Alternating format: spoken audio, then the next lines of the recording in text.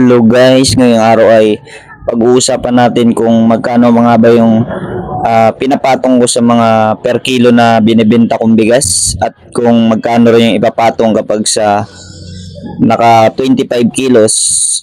Kaya kung interesado ka sa video ko ay tapusin mo hanggang dulo.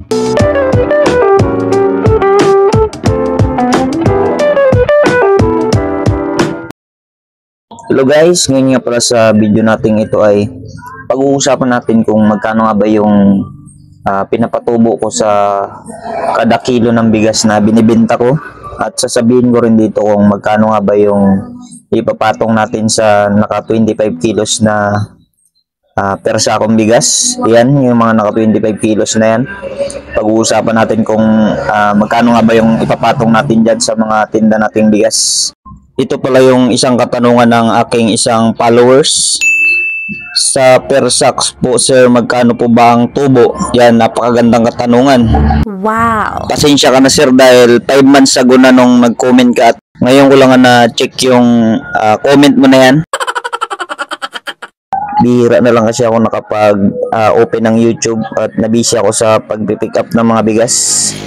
Ayun nga, at ang ipinapatubo ko pala sa kada 25 kilos ng bigas na tinitinda ko ay 50 pesos to 70 pesos. Depende yan kung sa inyo kung may charge yung pag-deliver sa inyo ng bigas.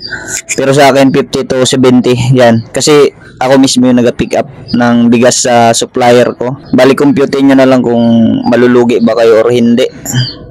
Basta siya ng patong sa kada 25 kilos.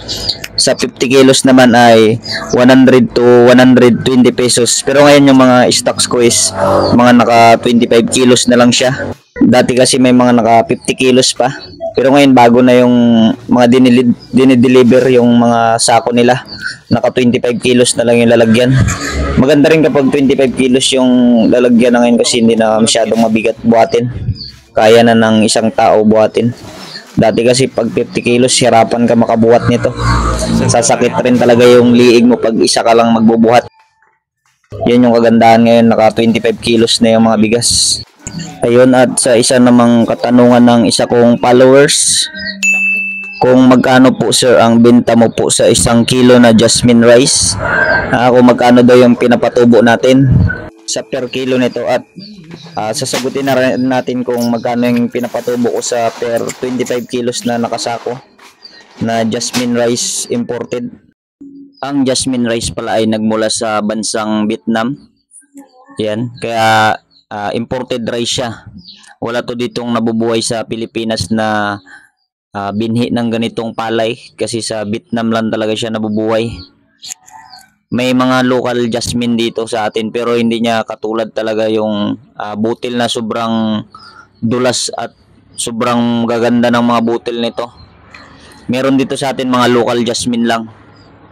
Yan, kaya quality talaga to yung ganitong bigas. Bali yung pinapatubo ko dito sa per kilo is 8 to 10 pesos. Yan yung range ng tubo dito sa per kilo. Tapos sa per sako naman na naka 25 kilos ay 50 to 75 pesos. Yan, depende rin yan sa inyo kung magkano yung ipapatong nyo dito. Basta sa akin, yun yung pinapatubo ko sa per 25 kilos. Ayun, at nasagot ko na nga yung dalawang katanungan ng aking dalawang followers. Sana'y nakapagsimula na rin kayo sa ganitong negosyo, yung bigasan business. Napakadali lang ng ganitong negosyo at hindi mo kailangan dito maglabas ng malaking halaga na puhunan. Ang kailangan mo lang dito ay strategy at kunting puhunan, yun lang. Wow!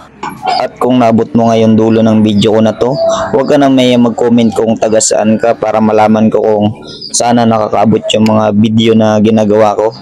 At shoutout din pala sa mga subscriber ko na OFW dyan. Ingat po kayo dyan kung saan man po kayo naroroon. Pa-subscribe na rin po sa aking YouTube channel para updated po kayo sa mga video na gagawin ko.